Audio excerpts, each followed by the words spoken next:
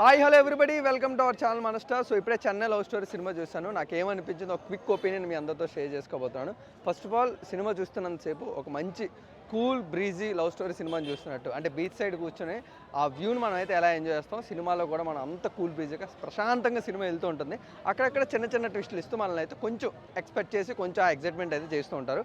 So సినిమాలో అనిపించిన pros and cons గురించి కూడా మనం మాట్లాడుకోవాలి. First of all pre interval నుంచి మనకి చివరి క్లైమాక్స్ వరకు స్టోరీ నరేషన్ కానీ స్క్రీన్ ప్లే కానీ ఇది చాలా కొత్తగా ఉంది. అండ్ చాలా ఇయర్స్ తర్వాత మళ్ళీ ఇలాంటి కాన్సెప్ట్ తెలుగు సినిమా మీద చూస్తున్నట్టు మనం అయితే ఫీల్ అవుతాం. And second thing, pre interval నుంచి మనకి కిరణ్ అబ్బవరం గారి క్యారెక్టరైజేషన్ చాలా బాగుంటుంది. మంచి కామిక్ టైమింగ్తోని, మంచి ఎమోషనల్ సీన్స్తోని, అది హిలేరియస్గా థియేటర్ అంతా కూడా ఎంజాయ్ చేస్తూ ఉంటుంది.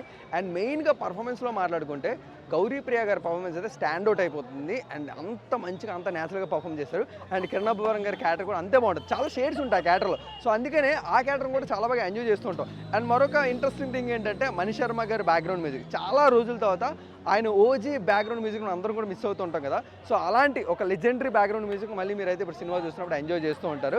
అండ్ అలాగే కాకుండా స్టోరీ కూడా ఫస్ట్ హాఫ్ అంతా కూడా రెగ్యులర్ స్టోరీ టెంప్లెట్ లాగా అనిపించింది. బట్ సెకండ్ హాఫ్ మాత్రం చాలా బాగా రాసుకున్నారు.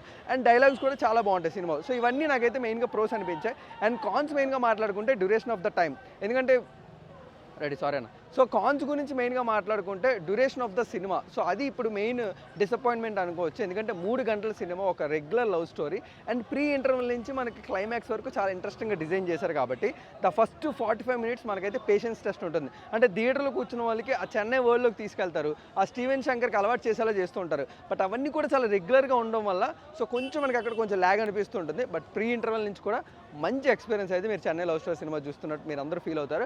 అండ్ ఫస్ట్ లవ్ ప్రతి ఒక్కరి లైఫ్లో ఎంత ఇంపార్టెన్స్, దానివల్ల ఎంత లైఫ్ చేంజెస్ అవుతాయి, ఇవన్నిటిని కూడా చాలా బాగా రాసుకున్నారు. అవన్నీ తెర మీదకి చాలా బాగా తీసుకొచ్చారు. సో ఇవన్నీ ఇంకా పక్కన పెట్టేసి హ్యాపీగా మీరందరూ కూడా చూసి ఎంజాయ్ చేయండి. అండ్ మెయిన్గా బేబీ అంత ఎక్స్పెక్టేషన్ పెట్టుకోకండి. ఎందుకంటే 2 లవ్ స్టోరీ అయినప్పటికీ 2 వరల్డ్స్ వేరే, 2 వాళ్ళు అంటే ప్రొజెక్ట్ చేస్తున్న స్టోరీస్ వేరే. సో అదంతా కూడా మనకి వేరే కాబట్టి సో మీరు బేబీ అంత ఎక్స్పెక్టేషన్స్ అయితే ఈ సినిమాలో మీరు హై ఫీల్ అవ్వకపోవచ్చు, కానీ బట్ ఒక డిఫరెంట్ ఎక్స్పీరియన్స్ అయితే మీకు చెన్నై లవ్ స్టోరీ చూస్తున్నారు మీరు అందరూ కూడా ఫీల్ అవుతారు. సో మీ ఫ్రెండ్స్ అండ్ ఫ్యామిలీస్తో మీరు కూడా థియేటర్కి వెళ్ళి హ్యాపీగా మీరు అందరూ కూడా చెన్నై లవ్ స్టోరీ సినిమాని చూసి ఎంజాయ్ చేయండి. Thank you so much.